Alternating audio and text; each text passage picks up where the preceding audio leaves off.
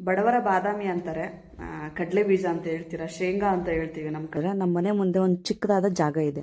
ಏನಿದವಲ್ಲ ಹೂವು, ಅದರಿಂದ ಬೀಜಗಳು ಸಿಗುತ್ತೆ. ಮುಂದೆ ನಾವು ಬೀಜವನ್ನ ಹಾಕ್ಬಿಟ್ಟು ನೀರುಳ್ಳಿನ ಬೆಳಿಬಹುದು. ಸೊ ಇಲ್ಲಿ ನೋಡ್ಬೋದು, ನೀರುಳ್ಳಿ ಪಕ್ಕದಲ್ಲಿ ಪಾಲಕ್ ಸೊಪ್ಪಿದೆ, ಎಷ್ಟು ಫ್ರೆಶ್ ಆಗಿದೆ. ಸೊ ಇದನ್ನ ನಾವು ಯಾವಾಗ ಅಡಿಗೆ ಮಾಡಿದ್ರು ಇಲ್ಲಿಂದ ಡೈರೆಕ್ಟ್ ಆಗಿ ಕಿತ್ಕೊಂಡು ಹೋಗ್ಬಿಟ್ಟು ತೊಳೆದ್ಬಿಟ್ಟು ಹೆಚ್ಚಿಬಿಟ್ಟು ಹಾಕ್ಬಿಡ್ತೀವಿ. ಅದ್ರ ಟೇಸ್ಟೇ ಬೇರೆ ಆಗ್ಬಿಡುತ್ತೆ, ಅಷ್ಟು ಚೆನ್ನಾಗುತ್ತೆ. ಇಲ್ಲಿ ಆಲ್ರೆಡಿ ಕಟ್ಟಿದೆ ಶೇಂಗಾ, ನೋಡ್ಬೋದು ಇಲ್ಲಿ ಎಷ್ಟು ಚೆನ್ನಾಗಿ ಶೇಂಗಾ ಕಾಣ್ತಾ ಇದೆ. ಶೇಂಗಾ ಕಾಯಿ ಕಟ್ಲಿಕ್ಕೆ ನಾವು ಸಹಾಯ ಮಾಡ್ಬೇಕು. ಇವಾಗ ನೋಡಿ, ಇಲ್ಲಿ ನೀರನ್ನ ಬಿಡ್ತಾ ಇದೀನಿ ನಾನು. ಇವಾಗ ಈ ಕಡೆ ಎಲ್ಲ ಫುಲ್ ಬಿಟ್ಕೋತ ಬಂದ್ರೆ ಈಗ ಅದೇನು ಈಸಿಯಾಗಿ ಆರಾಮಾಗಿ ಬೇರು ಭೂಮಿ ಒಳಗಡೆ ಹೋಗಿ ಕಾಯಿ ಕಟ್ಲಿಕ್ಕೆ ಸಹಾಯ ಆಗುತ್ತೆ.